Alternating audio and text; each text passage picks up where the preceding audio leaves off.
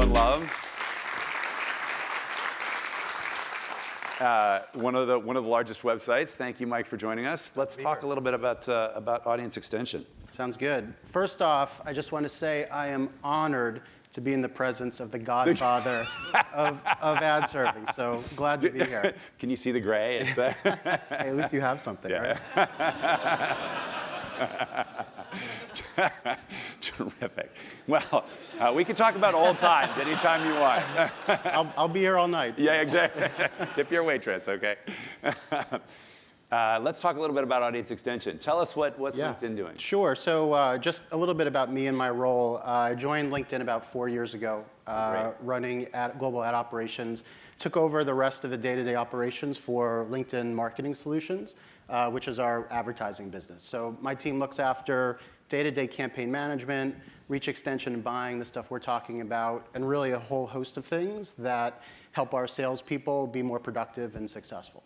So terrific. That's what we're looking after. In terms of reach extension and how we're working with AppNexus, there's really two ways. There's straightforward reach extension. LinkedIn has an amazing array of audience data. We have over 400 million professionals in our platform. And really anything that folks enter onto their platform, we have the ability to use as a targeting parameter. And so on-site, people come, we're able to reach them, and like many other publishers, we've got lots of areas that are in high demand, and we can go forward and find them across the web with the help of AppNexus. This year, we launched a product called Lead Accelerator, which is really a sophisticated retargeting platform, which is just a fancy way of saying we let marketers tell stories over time using data to power it. Oh, that's great. Yeah, tell us a little more about that. So the way to think about it is, retargeting. Lots of folks, I'm sure, the audience here use as a powerful tool. There's a strong signal with someone reaching a marketer's site that they've got some kind of intent, right? But it's sort of a blunt tool until you layer in some additional intelligence. So taking LinkedIn's data set, we can help a marketer understand who's actually coming to the site based on behaviors they're taking on the site, where they're browsing, if they hit the homepage and bounce, or if they go deeper and really explore into the site. We can create some reasonably sophisticated cohorts to try to understand where different visitors fall.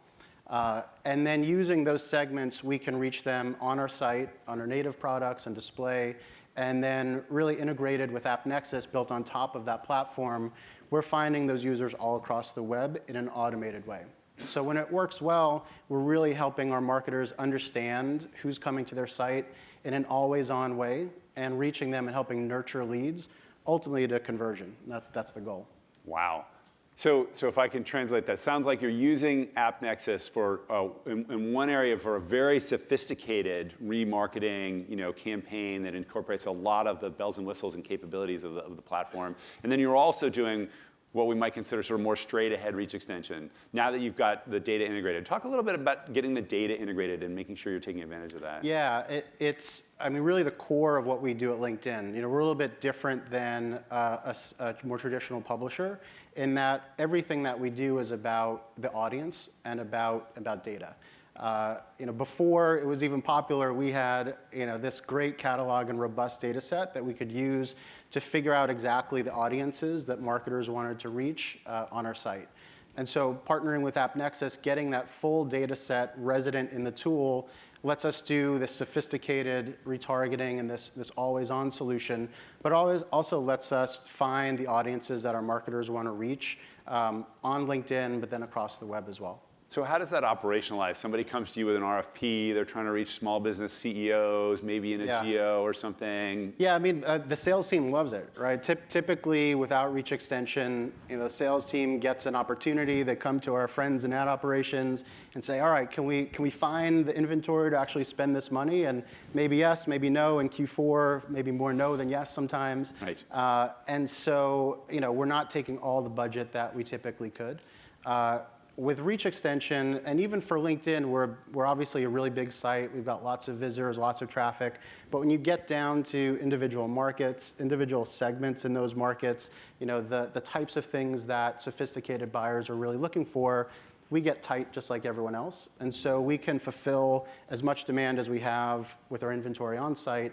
And then because we've got our data natively integrated into the AppNexus platform, we're able to take really as much as the buyer wants to spend and deliver that offsite. Wow. So you don't have to say no to any of those budgets. You can really just sort of scale up more or less. It keeps the peace between sales and operations. So That's terrific. helpful. So what advice would you give to the publishers out here about audience extension? You know, I really think about two things. It's easy to fall in love with data, but really you're trying to create some outcomes or have something productive for marketers. They're trying to make something happen. And so data in and of itself may or may not reach those outcomes that they're looking for. It's really understanding which audiences yield which results for marketers. And there may be different combinations of data. There may be different playbooks that you have for different use cases and different types of advertisers. And so it's really thinking about that, you know, that playbook for the sales team to talk about and for the operations folks to be able to optimize. Secondarily, we talk a lot about data, and I think the pendulum swings back and forth, you know, every couple of years between context and audience, and it's really both, right? It's really understanding the audience and then the mindset and the context that you're reaching them. And if you can do both of those things, you're really going to see a lot better results. So it sounds like really activate your data and then make sure you pay attention to both the data and the context. That's it. That's terrific. Thank you very much, Mike. Really appreciate your time.